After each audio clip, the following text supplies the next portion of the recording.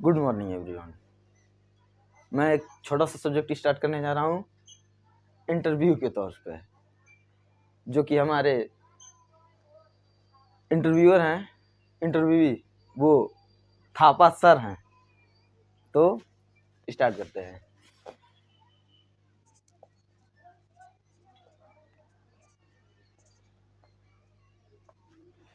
Traction, इसको हिंदी में taxon बोलते हैं, लेकिन इंग्लिश में ट्रैक्शन बोलते हैं। और हिंदी में भी ट्रैक्शन ही बोला जाता है, लेकिन लिखने का तरीका थोड़ा अलग होता है। इसको बोलते हैं हम लोग, जो भारत सरकार परिवहन में सबसे ज़्यादा यूज करती है, उपयोग, यानी कि ट्रेन। तो ट्रेन में हम उठाएंगे electric traction.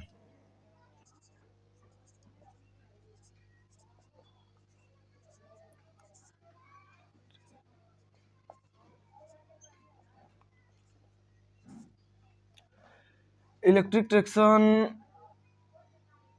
Single phase supply है और इसका यूज 25 kV में किया जाता है, ठीक।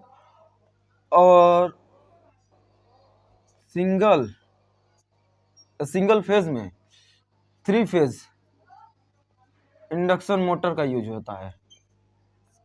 ये मेन इक्विपमेंट होते हैं। सिंगल फेज की सप्लाई रहेगी, 25 kV का वोल्ट रहेगा और उसमें 3 फेज इंडक्शन मोटर का उपयोग होगा, जो कि एक इलेक्ट्रिक ट्रैक्शन को चलाने में बहुत ही महत्वपूर्ण पार्ट होते हैं। इसके अलावा उसमें छोटे छोटे पार्ट होते हैं, जो कि मैं लोकोमोटिव द्वारा आपको दिखाता हूँ। मान लीजिए ये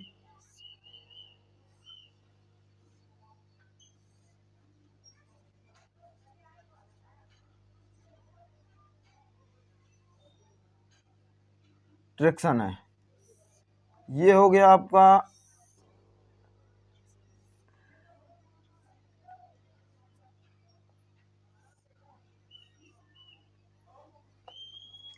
ये जो होता है इसको बोलते हैं कॉन्टेक्ट वायर।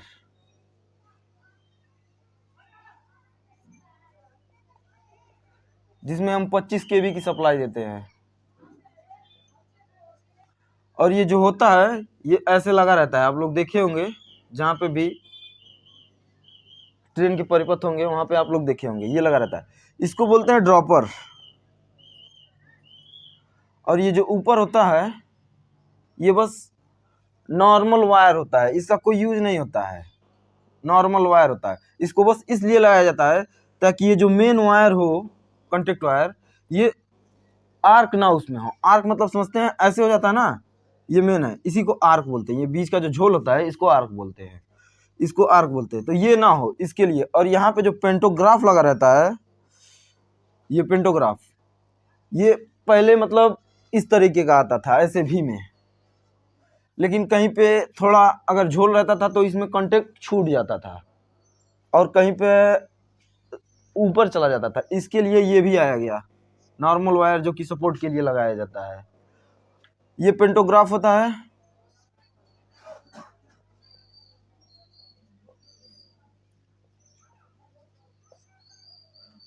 यहाँ पे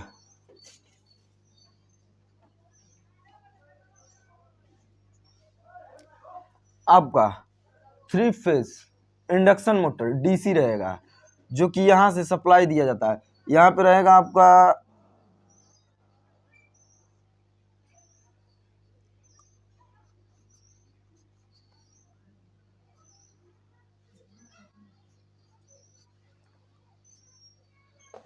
ये हो गया, इसको बोलते हैं इंसुलेटर। इंसुलेटर मतलब जो पोल में लगा रहता है ना, देखते हैं वायर जाता है, वो इंसुलेटर रहता है। इंसुलेटर कई प्रकार के होते हैं, वो अलग टॉपिक है, उसको मैं बाद में बता दूंगा। ये अभी देख लीजिए, यहाँ से ये 25 kV का सप्लाई सिंगल फेज द्वारा देगा, सिंगल फेज द्वारा 25 kV का सप्लाई देगा। यहाँ से ये एक इक्विपमेंट लगाया जाता है ताकि इसमें कोई संपर्क ना जाए, इसको इंसुलेटर बोलते हैं। ये पोर्सलिन का बना होता है, ऊपर का जो भाग होता है पोर्सलिन या कांच का उपयोग किया जाता है। यहाँ से ये लेके जाता है यहाँ पे, ये बस कांटेक्ट वायर होता है, ये भी कांटेक्ट वायर ही होगा, ठीक। ये थ्री फेज इंडक्शन मोटर, ये थ्री फेज इंडक्शन मोटर के पहले भी एक छोटा सा इक्विपमेंट लगाया जाता है, छोटा सा नहीं महत्वपूर्ण इक्विपमेंट है, जिसको ट्रांसफार्मर बोलते हैं, छोटा ट्रांसफार्मर। यहाँ पे ट्रांसफार्मर इसके पहले उपयोग किया जाएगा।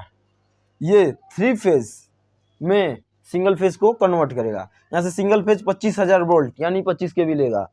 ये ट्रांसफार्मर इसको थ्री फेज में सप्लाई देगा और यहाँ से थ्री फेज इंडक्शन मोटर लेगा।